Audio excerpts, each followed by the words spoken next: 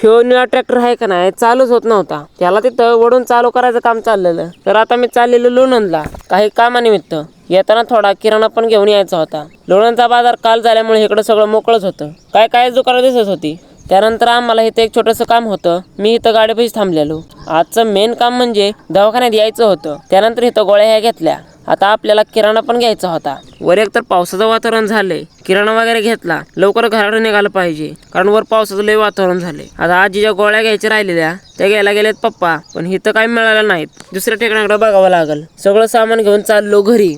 पुढनं पाऊस पण लय जोरात आलाय. घर थोड्या अंतरावर राहिलेलं तेवढ्यात लय जोरात पाऊस आला. आम्ही गाडी लावली आणि शेतात येऊन थांबलो. पाऊस एवढा जोरात आला, रोडवर अख्खं पाणीच पाणी. बराच उशीर झाला थांबलेलो, पण पाऊसच काय थांबेना. पावसामुळे गावातली बरीच माणसं पण काय इथं निवारायला यायला लागली. त्यानंतर पाऊस उघडला. आता जाऊयात घरी, पण घरी येऊपर्यंत थोड्या टिपकानं सगळा भिजून गेलो. गावात पण लय पाऊस झालाय राव.